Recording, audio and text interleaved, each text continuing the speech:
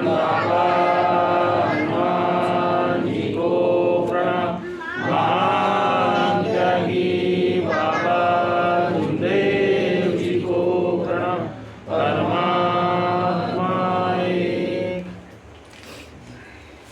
भगवत प्राप्तीकरिता निष्काम कर्मिक साधण्याकरता परमपूज्य परमात्मा एक सेवक मंडळ टिमकीच्या अंतर्गत बाबा घटनापट टीम परिसरातील सर्व सेवकांच्या सहकार्याने व महान त्यागी बाबा भीमदेवजीच्या आदेशाप्रमाणे आजची पंधरवाडी चर्चा बैठक बाबांचे सेवक सन्माननीय राजभाऊ गोसे यांच्या निवासस्थानी सुरू आहे। ह्या चर्चा बैठकीमध्ये स्वयंशक्ती झाली भगवान बाबा हनुमानजी उपस्थित आहेत। बाबांना माझा प्रणाम। तसेच मानव धर्माचे संस्थापक समर्थ सद्गुरू महान त्यागी बाबा भीमदेवजी उपस्थित आहेत। बाबांना माझा प्रणाम।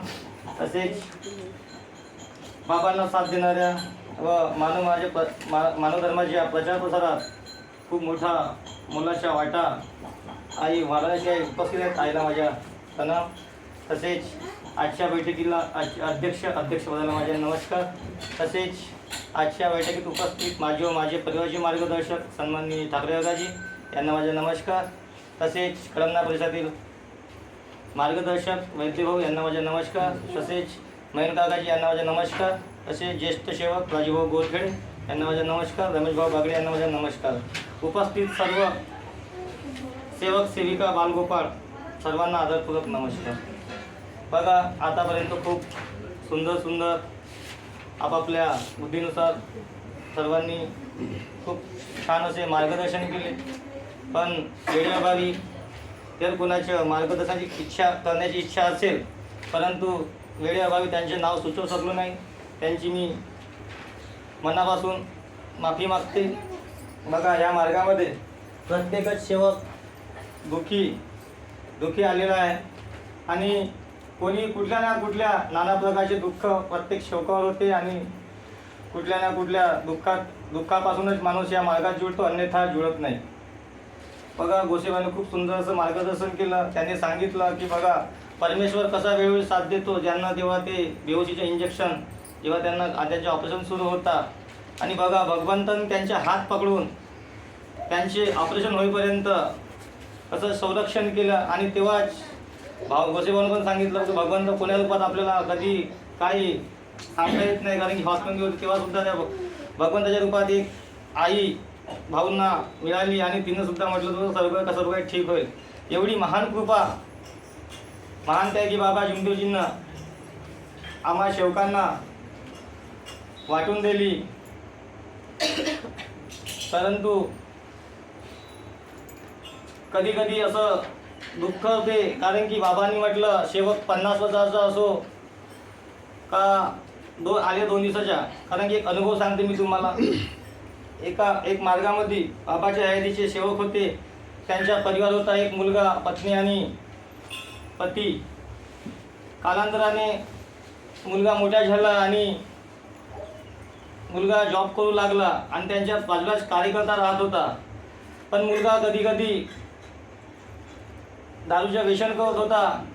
पण कधी कधी काकाजी कार्यकर्त्यांच्या घरी यायचे, पण सेवकीनबाई म्हणायची की माझा या मुलगा थकला आहे म्हणून तो बेडरूममध्ये झोपला आहे। असं करता खूप दिवस निघून गेले, परंतु एक दिवस अशी आली त्या मुलाच्या लग्नाची वेळ आली, पण ते मार्गदर्शक होते त्यांच्याच ते समाजाचे होते आणि त्यांनीच त्या मुलासाठी एक मुलगी शोधली आणि त्यांनी ठाण्यावर लग्न झालं। पण लग्न झालं पण काही कालांतराने आठवतच ती मुलगी कार्यकर्ता काकाजीकडे आली, काकाजी आपल्या मार्गात दारू पिणं चालते का? म्हणे बेटा नाही। का बरं, का असे का बोलते? म्हणे हे दारू पितात म्हणे। तेव्हा त्या शौकीनबाईनं चुकी कशी आपली चुकी कबूल केली, हो काकाजी तू दारू पिऊन यायच्या, पण मी तुमच्यासोबत खूप खोटे बोलली। पण बघा शेवटी त्या मुलीने तिथे राहण्यास मनाई केली आणि ती मुलगी आपल्या माहेरी चालली गेली आणि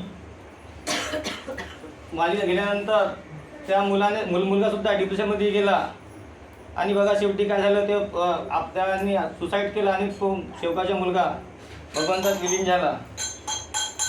बघा पण नंतर तेच बाई काय म्हणायची, शौकीनबाई की अशी एवढी कोणती चूक केली होती माझ्या मुलाने की एवढी शिक्षा झाली, परंतु त्या शौकीनबाईची चुकी होती।